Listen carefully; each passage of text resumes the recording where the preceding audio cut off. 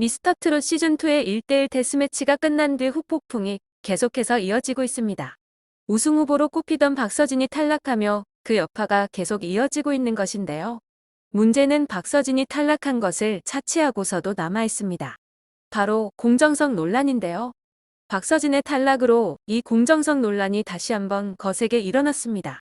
그 중심에 있는 인물은 누구인지, 그리고 이에 대한 미스터트롯 시즌2의 해결 방안은 무엇일지 살펴보겠습니다. 이번 시즌은 유독 공정성 시비가 초반부터 계속 있어왔습니다. 참가자와 심사위원 간의 특별한 관계 때문에 일어난 공정성 논란인데요.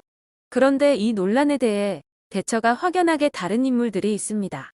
그 중에서도 남편의 소속사에 속해 있는 참가자를 향한 눈에 띄는 밀어주기를 하는 심사위원에게 많은 시청자들이 분노했습니다. 바로 김연자입니다. 데뷔 49년 차 원로 가수 김연자의 말 한마디에 나머지 심사위원의 마음이 동요될 수도 있는 상황이라는 의견이 팽배합니다. 특히 까마득하게 차이나는 어린 후배인 추, 강다니엘, 은가은을 포함해 코미디언 이은지 역시 김연자의 의견에 휩쓸릴 가능성도 존재한다는 것인데요. 이번 경연에 참가한 댄스 신동 황민호와 그의 동생 황민호는 등장부터 큰 화제를 모았습니다. 특히나 동생 황민호에 대한 반응이 가히 폭발적이었는데요. 예심에서 황민호는 10살의 나이에도 긴장 없는 모습으로 무대를 장악했습니다. 그런데 이러한 형제가 마스터 김연자와 같은 소속사였다는 사실이 알려지며 공정성 시비가 일어납니다. 두 사람은 이번이 첫 오디션은 아닙니다. 황민호는 2020년 방송된 MBN 오디션 프로그램 보이스트롯에, 황민호는 2021년 방송된 MBN 오디션 프로그램 보이스킹에 출전한 이력이 있습니다. 보이스트롯, 보이스킹 모두 김연자가 심사위원이었습니다. 김연자가 심사위원이었던 보이스트롯, 보이스킹에서 이들 황민호, 현재는 각각 높은 성적을 거뒀습니다. 황민호는 보이스트롯에서 최종 9위까지 올랐고, 황민호는 보이스킹에서 준결승을 앞두고 탈락했습니다. 당시 이들이 심사받는 자리에는 모두 김연자가 있었습니다. 황민호와 김연자 소속사의 전속 계약이 알려진 때는 2020년 10월입니다. 보이스트롯이 종영한 직후인데요. 황민호는 보이스트롯 출연 전인 2013년 9월부터 김연자와 긴밀한 인연을 맺었습니다. 당시 김연자의 소속사는 황민호가 어릴 때부터 회사와 인연이 있었고 평소에 김연자를 롤모델로 밝혀온 만큼 더욱 의미가 깊습니다라며 황민호와 소속사의 인연이 남달랐다는 것을 직접 알렸습니다. 김연자는 2021년 4월 방송된 MBC 예능 프로그램 전지적 참견 시점에 출연하면서 황민호 형제의 일거수일투족을 함께 공개하기도 했습니다. 황민호 형제는 보이스트롯과 보이스킹에 이어 이번 미스터트롯 시즌2에까지 심사위원 김연자와 함께 참가자로 이름을 올린 것입니다. 또한 김연자는 계속해서 황민호를 밀어주는 듯한 행보를 취했습니다. 이는 1대1 데스매치에서 확연하게 보였는데요.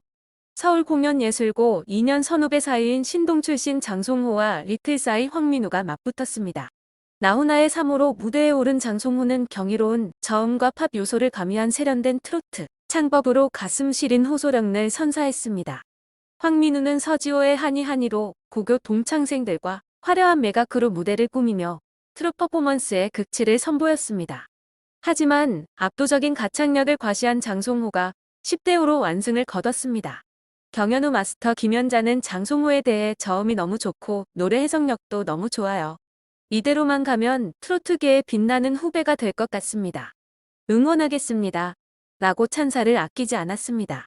하지만 정작 버튼은 황민호를 눌렀습니다. 그러나 대결은 장송호의 승리였고, 또한 전해지는 이야기에 따르면 현장 분위기는 장송호의 압승이었다고 하죠. 후배를 이끌어주려다 오히려 망치고 있는 것이 아닌가라는 이야기도 나오고 있습니다. 황민호는 최종 탈락하였고 이제 황민호 혼자 계속해서 경연을 이어나가야 합니다. 하지만 도움이 될 줄 알았던 선배의 입김이 오히려 후배를 벼랑 끝으로 내몰고 있는 듯한 모습입니다. 처음 공정성 논란의 불이 지펴졌을 때 제작진들의 대처는 새로운 마스터들의 투입이었습니다. 제작진은 뒤늦게 작곡가 주영훈, 가수 겸 프로듀서 박선주를 새로운 마스터로 투입했다고 밝혔고, 이후 박선주와 주영훈은 마스터로서 활동을 하고 있습니다. 그럼에도 공정성에 대한 논란은 수그러들 생각 없이 오히려 더 불이 붙은 상황인데요. 박서진의 이해할 수 없는 하차 이후 시청률을 위해서라도 최대한 높은 라운드까지 박서진을 끌고 가려고 했다는 제작진들과 마스터들의 의견이 일치하지 않아 박서진이 최종 탈락했다는 이야기까지 나왔습니다. 그리고 박서진 다음으로는 진해성이 희생될 것이라는 우려의 목소리도 이어지고 있습니다. 이에 많은 이들이 공정성 높은 심사를 위해 이제는 이 사람이 등장할 때가 되었다고 말하고 있습니다. 바로 작곡가 조영수인데요. 조영수는 이전 시즌에서 시청자들로부터 좋은 반응을 얻었습니다. 마스터 군단 중 유일한 작곡가로서 심사의 무게중심을 잘 잡아나갔습니다.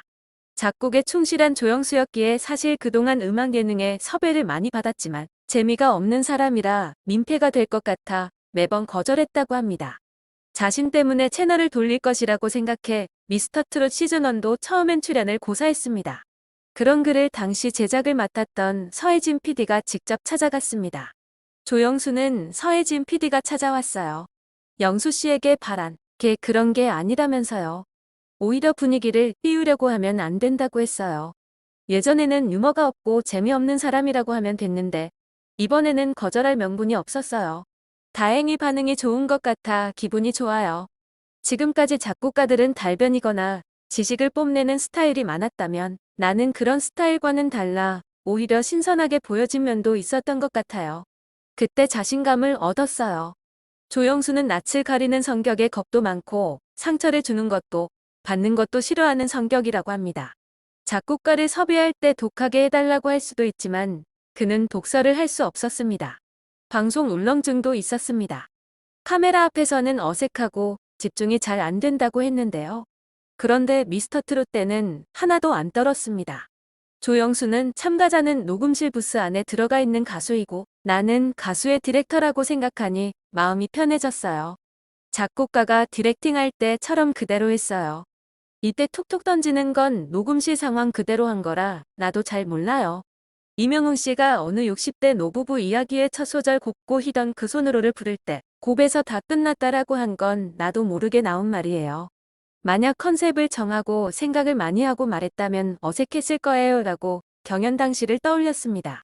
이 같은 조영수 작곡가의 여린 성정은 남을 거침없이 비판하는 것을 어렵게 합니다. 남을 비판해도 기분 나쁘지 않게 하죠. 비판받는 사람이 인정하게 만듭니다. 그만큼 그의 심사는 설득력을 갖췄다는 말인데요. 그가 얼마나 미스터트롯 심사를 꼼꼼하게 했는지는 열심히 본 시청자라면 다 알 것입니다. 앞서 조영수의 이름이 거론되었을 때도 많은 지지를 받았지만 여건상 조영수가 참여할 수 없는 상황이었습니다. 김호중과 송가인의 듀엣곡 프로듀싱을 맡았으며 신인 그룹 에스페로의 총괄 프로듀싱을 맡는 등 바쁜 스케줄로 인해 참여하고 싶어도 할 수 없었죠. 하지만 이제는 스케줄들이 마무리되었고 더욱 심사가 중요해지는 후반부인 만큼 조영수의 등장을 기대하고 있는 시청자들이 많습니다. 공정성을 잠재우기 위해서라도 제작진들 측에서도 조영수를 꼭 붙잡아야 할 것으로 보이는데요. 사그라들지 않는 이 논란을 어떻게 해결할지 그리고 앞으로의 경연은 공정한 모습을 보여줄지 계속해서 지켜보겠습니다.